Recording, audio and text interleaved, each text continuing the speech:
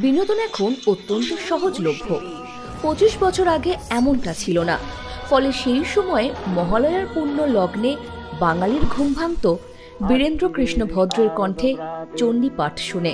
উঠেছে আলোকমঞ্জিত ধরণীর বহিরাকাশে অন্তরিত মেঘমালা। তবে 90-এর দশক থেকে আরও একটা ব্যতিক্রম ঘটেছিল। কলকাতা দূরদর্শনের মহালয়া নামটা শুনলেই চোখের সামনে নিমেষে ভেসে ওঠে সংযুক্তা বন্দ্যোপাধ্যায়ের দশভুজার চোখ ধাঁধানো এক মূর্তি।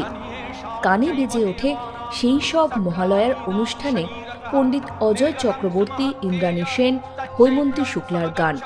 আর প্রতিটি রোমকূপের শিহরণ জাগিয়ে যেত অজয় ভট্টাচার্যের উদাত্ত কণ্ঠের স্তোত্রপাঠ।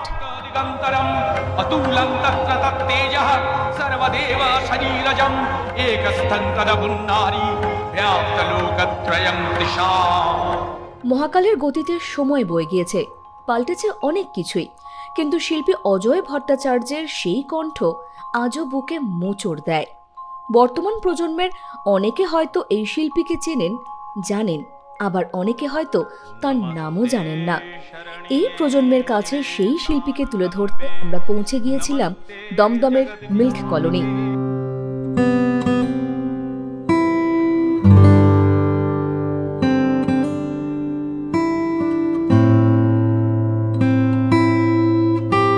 নিজের জায়গাটাকে বুঝি, যদি কিছু করতে পারো, যদি কিছু মানুষের কাছে দিতে পারো, যদি মানুষের ভালো লাগার জন্য, মানুষের এগোনোর জন্য, মানুষের মনুষ্যত্বের জায়গায় উৎসাহ দানের জন্য, নিজেকে আরও সমৃদ্ধ করার জন্য, এখানে নিজের ব্যাপারটাও আছে। কারণ অন্যকে সমৃদ্ধ করা, যদি নিজেকে আমি সমৃদ্ধ, অন্যদিকে সমৃদ্ধ করার সুযোগটাকে যদি আমি আমাকে সমৃদ্ধ করার একটা পাথেও না মনে করি, ওটার মধ্যে আসল যে মাহাত্ম্যটা, সমৃদ্ধিকরণ তো আসলে মনুষ্যত্বের, ব্যক্তির না। মনুষ্যত্বের সমৃদ্ধিটাই আমরা শেয়ার করে নিই পরস্পরের মধ্যে। যখনই মনে করি আমি সমৃদ্ধ হলাম, তখন তাতে বাহবা থাকতে পারে, বৈশিষ্ট্য থাকতে পারে, গুগলে কিংবা কোনো জায়গায় এন্ট্রি হয়ে একটা বিশেষ জায়গা পাওয়া থাকতে পারে, কিন্তু নিজের কাছে স্যাটিসফ্যাকশন থাকে না। আজকে তুমি যখন আমাকে প্রশ্নটা করছো, আমি কোনো বিশেষ মানুষ না, কিন্তু তুমি আমাকে যখন ধরছো তুমি একটা বিশেষ মানুষ হিসেবে, তাহলে তোমার কিছু প্রত্যাশা আছে। সে প্রত্যাশাটা যে ভোগবাদী জগতের কিছু তা না, মানস জগতের, মানস সে মানস জগতের যেই জায়গাটা আমাদের কাছে আজকে সবচেয়ে বিভ্রান্তিকর, সবচেয়ে বেশি গোলমেলে, সেটা হলো হোয়ার ডু আই স্ট্যান্ড, আমি কোথায় দাঁড়িয়ে আছি।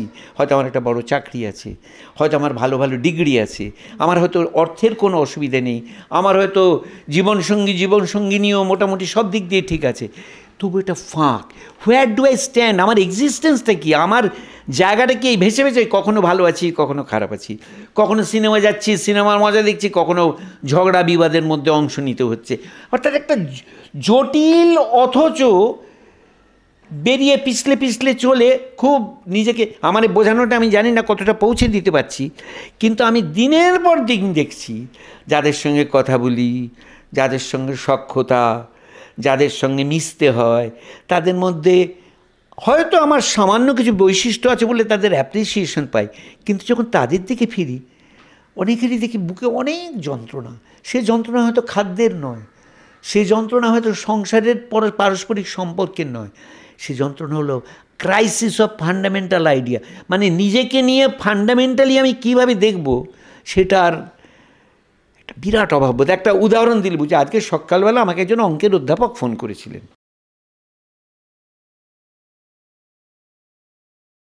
ওখানে যদি তুমি কাব্যিকভাবে বলো কি করবেন, হৃদয়ের বিশুদ্ধ প্রেম জেগেছিল, সেটার মধ্যে সত্য হয়, বলো না, আমাকে বিবেকের প্রাধান্য দিতে হবে। ইউ বাংলা টিভি, হৃদয় ছুঁয়ে যায়।